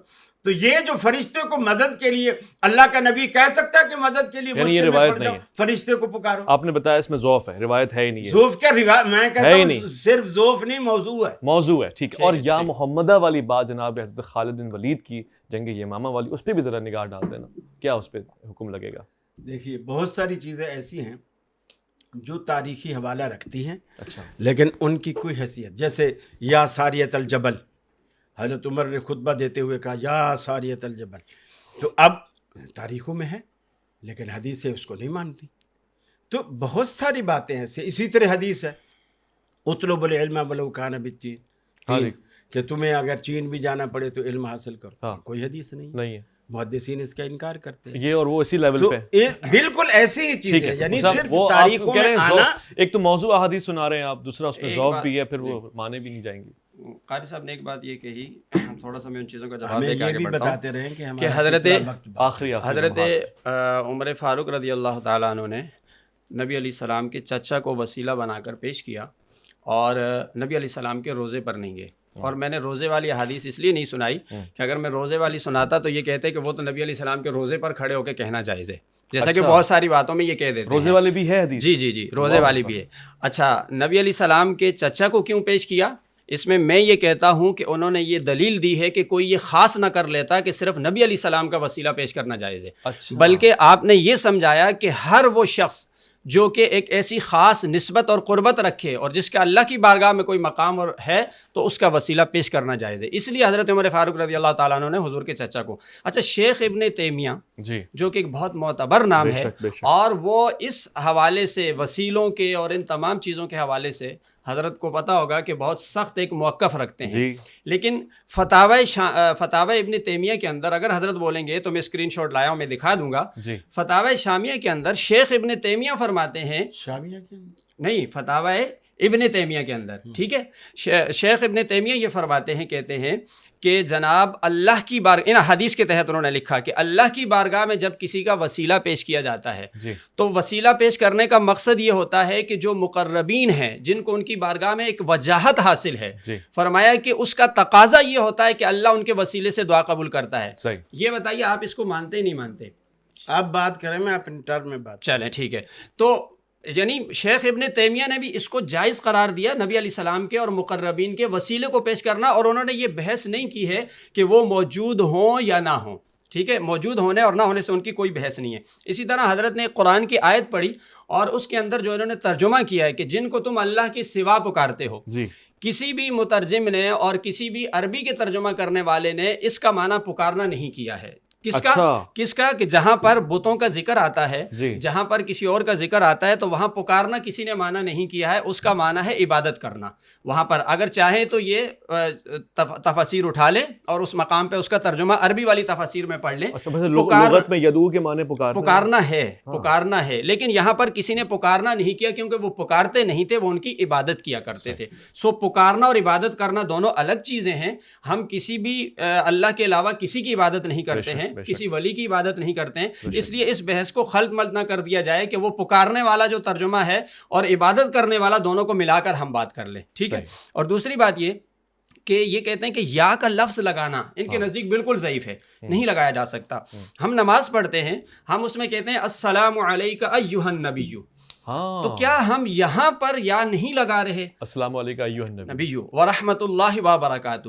اور یہاں پر امام غزالی نے لکھا ہے کہ جب تم نماز پڑھتے ہو، جب یہ لفظ کہو گے تو تمہارا تصور یہ ہونا چاہیے کہ تم نبی علیہ السلام ہیں موجود اور ان کو جو ہے نا سلام پیش کر رہے ہو۔ امام غزالی کا جی، امام غزالی نے لکھا۔ اچھا، پھر حضرت نے شرک کے اوپر ایک ایسی بات کہہ دی ہے، میں مجبور ہو گیا کہ میں یہاں شرک کی تعریف کروں، کیونکہ ہر لفظ کو شرک کہہ دینا، یا محمدہ پکارنے کو انہوں نے شرک قرار دے دیا، تو شرک کی تعریف معلوم ہونی چاہیے، شرک ہے کس چیز کا نام، ورنہ پکارنے میں آپ کو بھی پکار دیتا ہوں، میں کسی اور کو بھی پکار دیتا ہوں، بہت ساری چیزوں کو پکار دیا جاتا ہے۔ اگر اس طرح پکارنا شرک ہو جائے پھر تو میرے خیال سے شرک سے کوئی بھی نہیں بچ سکتا ہے۔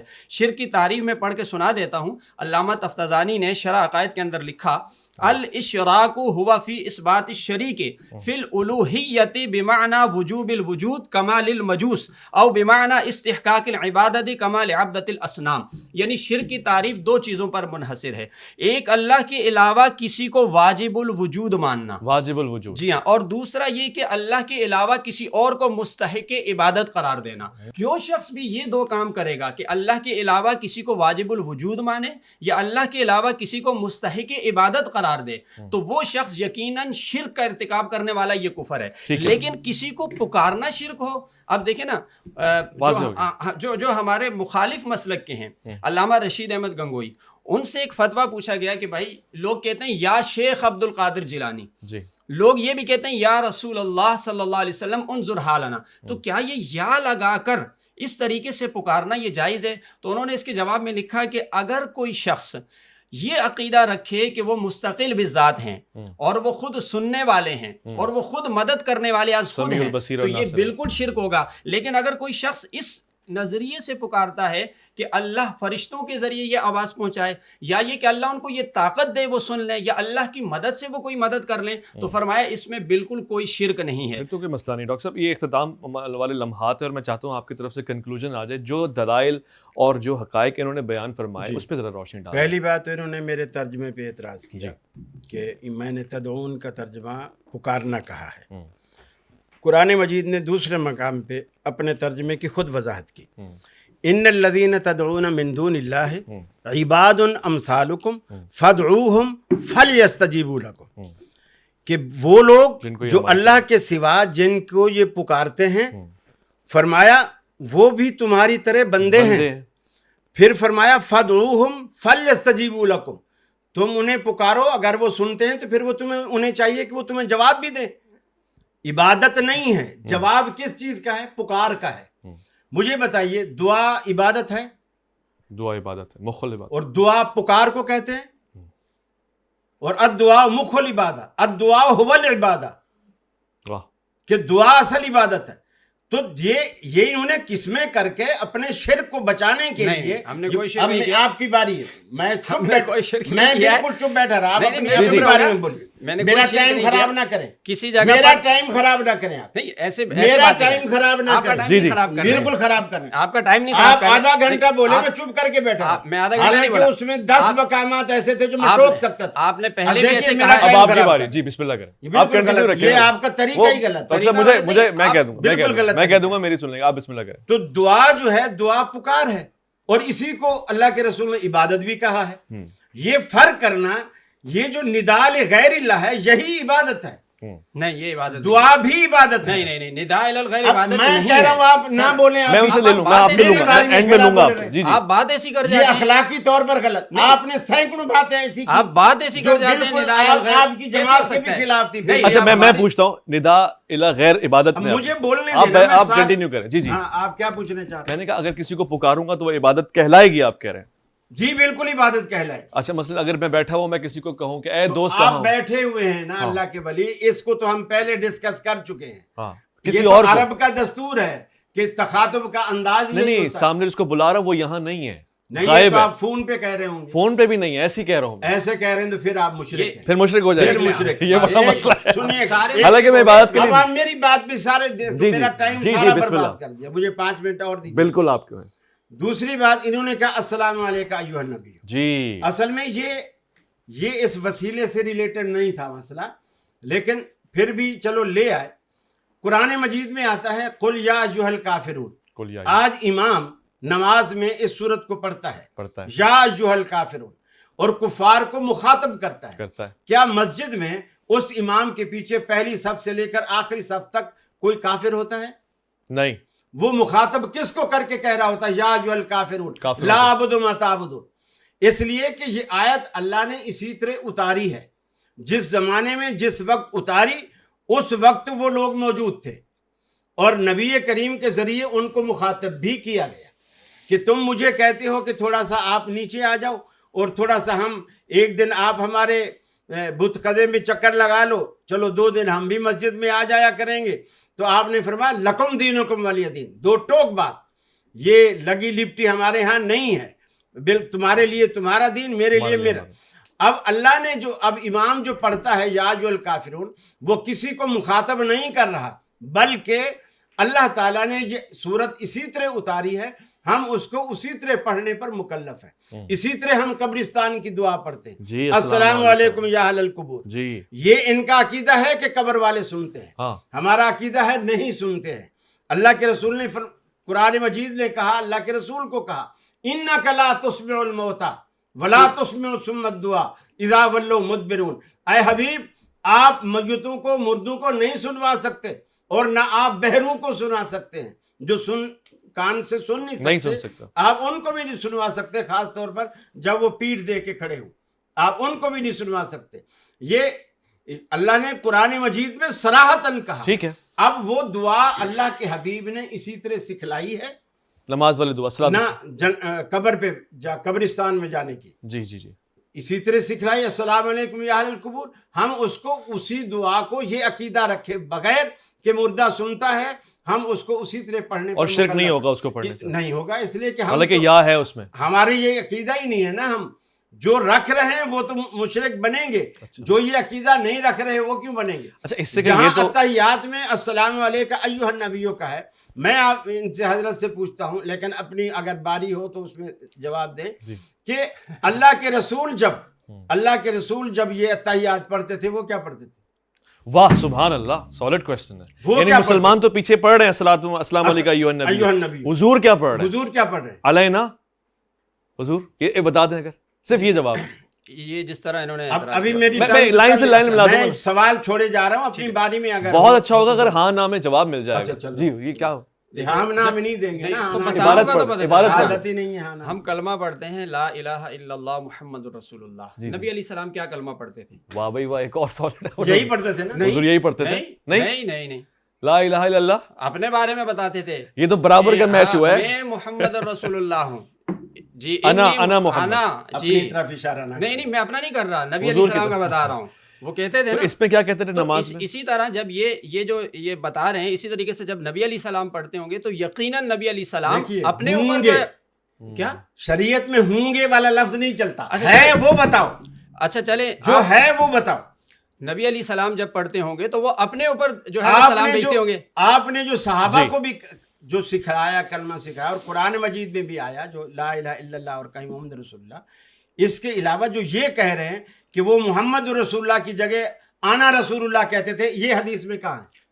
یہ کہاں ہے حدیث میں؟ ابھی اس وقت میرے پاس حوالہ نہیں ہے، یہ میں موجود ہے، کہتا آپ ہوں دوسرا حضرت پروگرام نوح کی رکھیے گا، عمر بھی مل جائے نا، آپ کو نہیں لا سکتے ابھی۔ ٹھیک ہے، اب آپ یہ آپ پورا بھی کریں، یہی مجھے جملہ کہتے تھے، محمد رسول اللہ، محمد رسول اللہ، میں اس کا جواب دوں گا، اس لیے کہ آپ محمد بھی ہیں، یہ تو نہیں کہ آپ صرف رسول ہیں، آپ محمد بھی ہیں، بے شک آپ اور ہی پھر محمد ہیں، رسول بھی ہیں، بے شک ٹھیک ہے۔ ایسے ہی، اور آپ احمد بھی ہیں۔ صحیح ہے، تو اس میں جس طرح ابو سفیان نے اس وقت جب ابھی مسلمان نہیں ہوئے تھے رضی اللہ تعالیٰ عنہ، انہوں نے اعتراض کیا حدیبیہ کے موقع پر، صلح نامے پر دستخط کے بعد جب اللہ کے رسول نے لکھوایا حضرت علی سے، محمد بن عبداللہ لکھو، نہیں محمد رسول اللہ لکھوایا، رسول اللہ لکھا ہوا تھا، ہٹوایا آپ نے لکھوایا نا محمد حضور نے، رسول اللہ، جی تو اس نے اعتراض کیا جی جی کہ ہم تو آپ کو رسول نہیں مانتے، جی جی اگر یہ مان لیں تو پھر تو ہمارا جھگڑا ہی ختم جی ہے، جی جی تو آپ محمد بن عبداللہ لکھو۔ جی جی ہے صحیح تو آپ نے فرمایا علی لکھو، کوئی بات نہیں، یہ نہیں مانتے تو ان کے نہ ماننے سے کیا فرق پڑتا ہے؟ ٹھیک ہو گیا، اللہ کی کتاب میں، اللہ کی ڈائری میں تو میں رسول اللہ ہوں بہترین ہو گیا، اور محمد بن عبداللہ بھی ہوں، بس ہم تو کنکلوڈ یہ ان کی دلیل نہیں ہے کہ جی ایھا النبیو کیوں کہا۔ اب بھی ہم اگر کہتے ہیں تو نبی کریم صلی اللہ علیہ وسلم کو مخاطب کرنا یا آپ کو سنوانا مقصد نہیں ہوتا، چونکہ یہ دعا اللہ کے حبیب نے ہمیں اسی طرح سکھلائی ہے، ہم مکلف ہیں اس بات کو اس میں تبدیلی کیے بغیر اس کو اسی طرح ہم پڑھیں۔ نقل کرتے ہیں خالی۔ ہاں مصطفیٰ آپ کچھ کہنا چاہتے ہیں؟ 2 منٹ میں ہمارے بس پاس صرف ختم اس میں کرنے کی۔ 2-3 باتیں میں عرض کر رہا ہوں، ٹائم نہیں ہے۔ انہوں نے کہا کہ السلام علیکم ایھا النبی، اس کو اگر ملایا، انہوں نے کوئی نئی بات کی تو نہیں کوئی نہیں، میں یہی پرانی بات باتوں کا جواب، یہی بات ہے، قل یا ایھا الکافرون کے اوپر منطبق کر کے انہوں نے کہا، چونکہ قرآن میں ایسے آیا ہے لہٰذا یہ بھی ایسے آیا، ہم اس کو ایسے پڑھ دیتے ہیں۔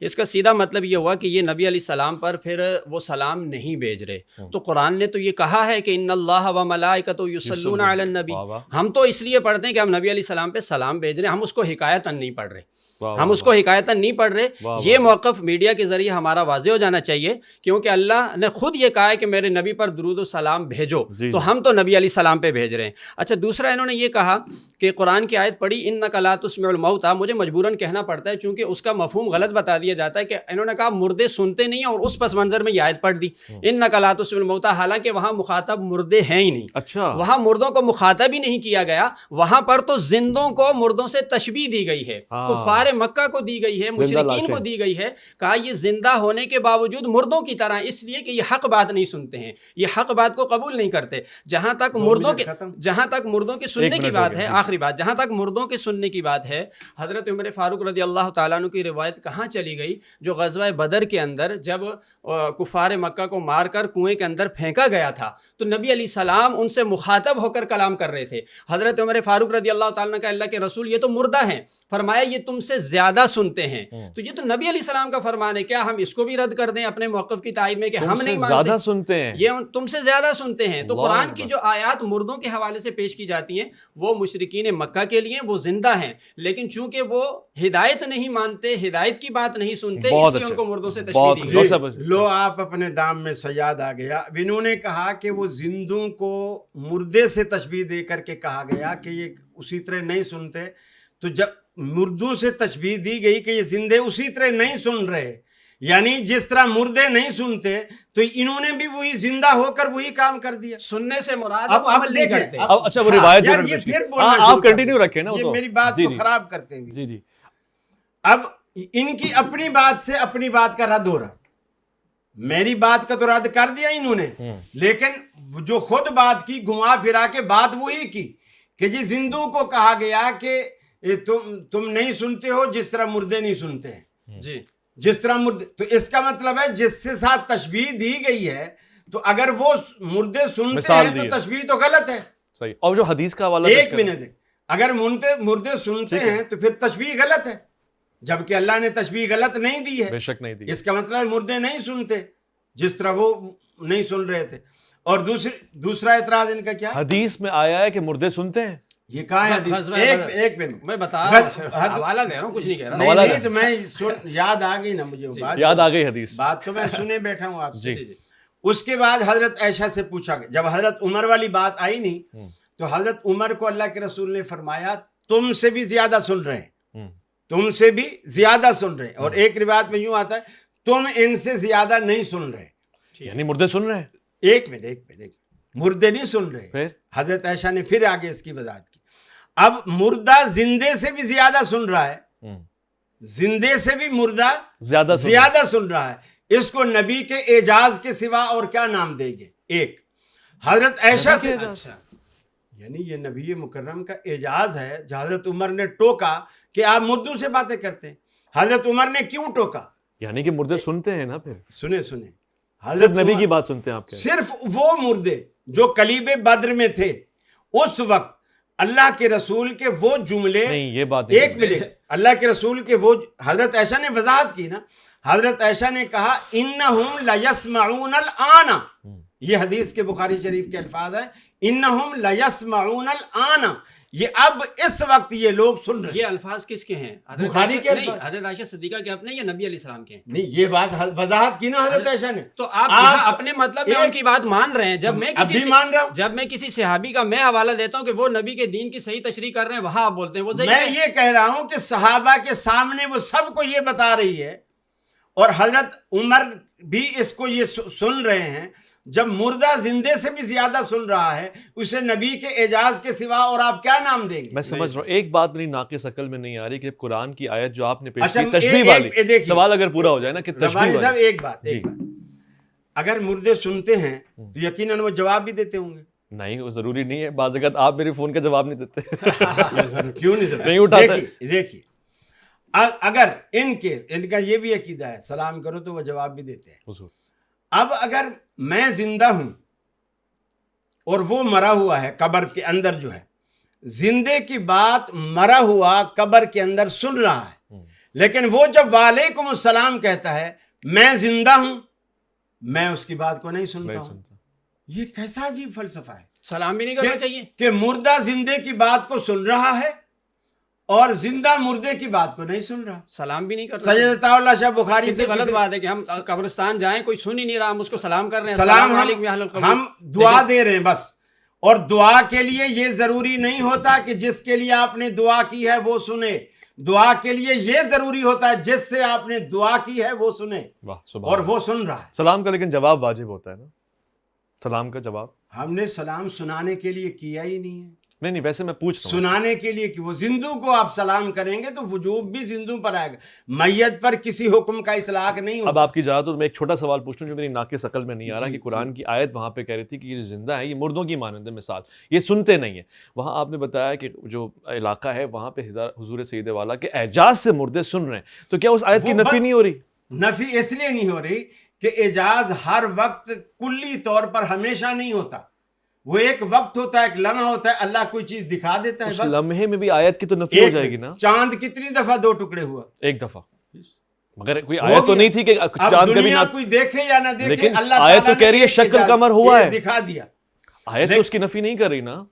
میں یہ نہیں کہہ رہا، میں یہ کہہ رہا ہوں کہ جو اعجاز ہوتا ہے نا وہ نبی کے اختیار میں نہیں ہوتا. اللہ تعالیٰ اپنی قدرت کاملہ سے اس کے ہاتھ سے وہ چیز کرا دیتا ہے. اب موسیٰ علیہ السلام کے ہاتھ سے اژدہے وہ لاٹھی کو اژدہا بنایا. وہ اگر کہیں کہ حضور کو اعجاز دیا کہ وہ سن رہے ہو، پھر کس کو؟ وہ اگر یہ کہیں کہ سلام تو حضور سے ہی تو کہا کہ انک لا تسمع الموتیٰ، شفاعت کا حبیب آپ مردوں کو نہیں سنوا سکتے. یہ رسول اکرم سے ہی تو کہا. نہیں اگر یہی اعجاز ہم دلیل بنائیں کہ حضور کو اللہ نے اعجاز دیا ہے کہ ہم ان کا وسیلہ مانگ سکتے ہیں، تو پھر کیا یہ کہاں سے نکل آیا؟ اگر اعجاز اللہ کے بندے پوری زندگی میں ایک دفعہ ایک مقام پر، جس کی وضاحت حضرت عائشہ نے بھی کر تھی کہ انہم لیسمعون الآن، اس وقت نہ اس کے بعد سنیں گے نہ اس سے پہلے سنتے. یہ روایت میں نہیں ہے کہ اس کے بعد نہیں سنیں گے. الآن کے الفاظ، الآن کے مطلب ابھی ہے نا، مطلب یہ تو نہیں کہ پھر کبھی نہیں ہوگا. ابھی کا مطلب کیا؟ جتنی روایت جیسے مثال کے طور میں حدیث کے اتنے ہی مفہوم کو لے رہا ہوں. اربانی صاحب میں نے سموسے کی پلیٹ آپ کے آگے رکھی جی، اور آپ کہتے ہیں کہ جی میں کھا لوں.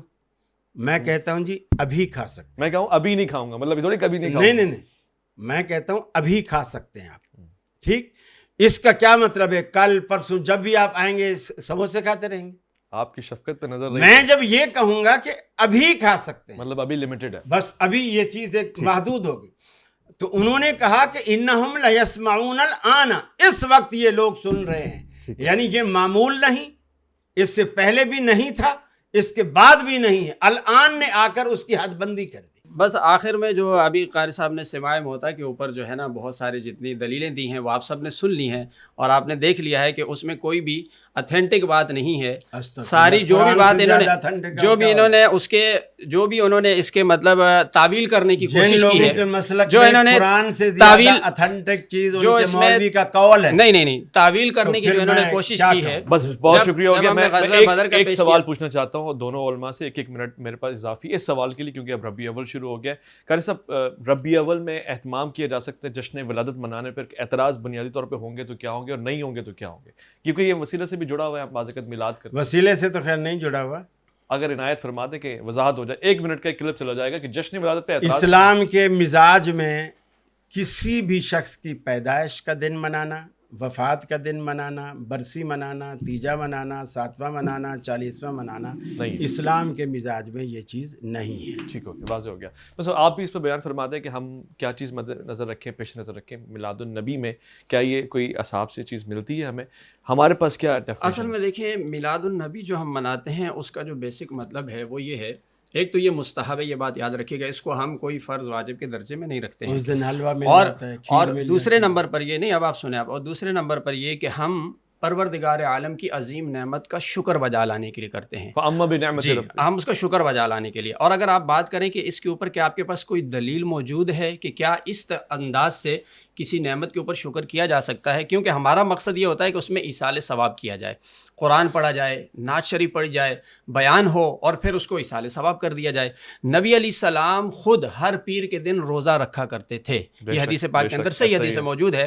آپ سے وجہ پوچھی گئی، پیارے آقا علیہ السلام نے فرمایا میری اس دن ولادت ہوئی ہے اور میں اللہ کا شکر ادا کرنے کے لیے جو ہے روزہ رکھتا ہوں. تو جب پیارے آقا علیہ السلام خود اپنی ذات کے اوپر اللہ کا شکر ادا کر رہے ہیں تو لقد من اللہ علی المؤمنین اذ بعث فیہم رسولا، اللہ تعالیٰ نے ہمیں بے شمار نعمتیں دی ہیں. کسی نعمت کو دینے کے بعد یہ تذکرہ نہیں فرمایا کہ تم پر احسان کر دیا، حالانکہ وہ بھی احسان ہے، بلکہ یہ بھی فرمایا وَإِن تَعُدُّوا نِعْمَتَ اللَّهِ لَا تُحْصُوهَا، تمہیں جتنی نعمتیں دی ہیں اگر شمار کرو نہیں شمار کر سکتے. اور جگہ جگہ یہ ضرور فرمایا کہ اللہ کی نعمت کا شکر ادا کرو. لیکن عظیم تر نعمت نبی علیہ السلام کو قرار دیا، چونکہ آپ کے توسل سے اور آپ کے تصدق سے تمام نعمتیں ملی ہیں. اور قرآن یہ بھی کہتا ہے قُلْ بِفَضْلِ اللَّهِ وَبِرَحْمَتِهِ فَبِذَلِكَ فَلْيَفْرَحُوا. قرآن یہ بھی کہتا ہے کہ جب اللہ کا فضل اس کی رحمت میسر آ جائے تو خوشی کا اظہار کرو، فلیفرحوا. تو یہ خوشی اور تشکر کا منظر میں ہم رب اور یہ کتنی عجیب بات ہے، رب کا شکر ادا کرنے کے لیے ہم عید میلاد النبی مناتے ہیں.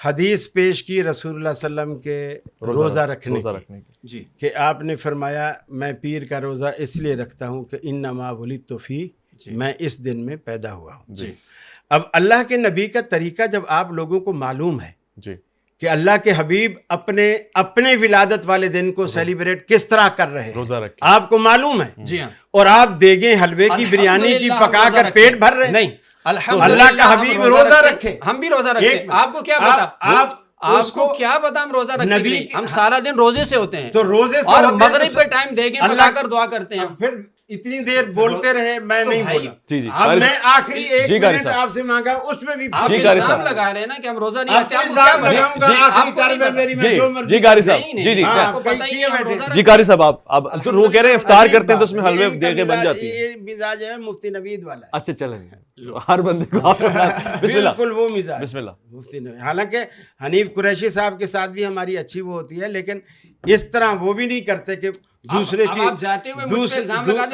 دوسرے کے بارے میں کہہ رہے ہیں کہ جو روزہ رکھتے ہیں افطار دیکھیے اللہ کے حبیب نے روزہ رکھا، ٹھیک، صحابہ کرام بھی اس دن روزہ ہی رکھتے تھے. صحیح، 2 روزے پیر کا اور جمعرات کا ہر ہفتے رکھتے تھے. وہ آپ لوگوں کو درس دو، بے شک آپ میلاد کے نام پہ کہو، آپ کہو کہ جی اللہ کے رسول. پھر اللہ کے رسول نے روزہ رکھا 12 ربیع الاول کو نہیں رکھا، پیر کو رکھا جو ہر مہینے 4 یا 5 دفعہ آتا ہے. صحیح ہے. گویا آپ نے دن کو ترجیح دی تاریخ کو ترجیح نہیں دی. اچھا ہے, ٹھیک ہے, تو آپ سنت کے مطابق وہ چیز کریں. بہت اچھا ہے, بہت بہت شکریہ. آپ ہر پیر کو روزہ رکھوائیں, خود بھی روزہ رکھتے ہیں, وہ کہہ رہے ہیں رکھتے ہیں نا, ربیع اول میں رکھتے نہیں, ہیں. اچھی بات ہے, رکھتے ہیں تو اچھی بات ہے. اپنے مریدوں سے بھی کہیں کہ روزہ رکھے. ویسے بھی اب چینی مہنگی ہے, سوجی مہنگی ہے, اب روزے سے کام چلے, تیل مہنگا ہے. اور یہ دیکھیں ہم روزہ رکھتے ہیں, اچھا. اور اگر ہم سال میں ایک دفعہ رکھتے ہیں تو اس پر ان کو اتنا اعتراض ہے. یہ کہہ رہے ہیں کہ آپ ہر ہفتے منائیں. نہیں, اس پہ روزے کا اعتراض نہیں ہے. نہیں, اگر ہم ہر ہفتے منائیں گے اور اس کو بولیں گے منانا نہیں کہتے. میں شکر گزار ہوں, بہت بہت شکریہ ادا کرنا چاہتا ہوں ابو انشا ڈاکٹر قاری خلیل الرحمان جاوید کا. اللہ تعالیٰ ان کا سایہ سلامت رکھے اور اسی طرح یہ ہم پہ رہنمائی فرماتے رہیں. میں بہت زیادہ شکر گزار ہوں مفتی وسیم بندگی کا. مفتی صاحب پہ خدا رحمتیں برسائے, خاص ان کو عنایتوں میں رکھے اور یہ اس طرح سے ہماری رہنمائی فرماتے رہیں. میں ضرور آپ کو بھی شکریہ اور تشکر کہنا چاہتا ہوں کہ آپ نے اس پروگرام کو توجہ کے ساتھ سنا. یہ علمی لوگوں کا پروگرام ہے جو تشنگی رکھتے ہیں, دین کو سمجھنا چاہتے ہیں. علماء کے درمیان گفتگو کیسے ہوتی ہے, اختلاف کہاں ہوتا ہے, اتفاق کس بات پہ ہوتا ہے, یہ ان کے لیے ہے تاکہ بچیں فساد سے, انتشار سے, اور اپنے علماء کو آئیڈیل بناتے ہوئے پروردگار کے دی ہوئی اس وراثت کو قبول فرمائیں. غلطی کوتاہی کوئی ہو جائے تو آپ درگزر فرمائیے گا, یقیناً وہ غیر دانستہ ہوگی. تمام سننے والے, خاص طور سے میرے اور مولانا کے وہ دیکھنے پڑھنے والے جو کمنٹس کرتے ہیں, میں آپ کے سوالات کو کیری آن کرتا ہوں. نیکسٹ پروگرام کے لیے آپ تجویز بھی دے سکتے ہیں. دونوں علماء سے ہم انشاءاللہ علم کی حدت لیتے رہیں گے. اپنا خیال رکھیں گے, آپ اپنے سے بڑھ کے خیال رکھیں گے ان احکامات کا جن کا ذکر ہوا, اللہ تعالیٰ کے احکامات اور فرمان کا. محمد اویس ربانی کو دیجیے گا اجازت.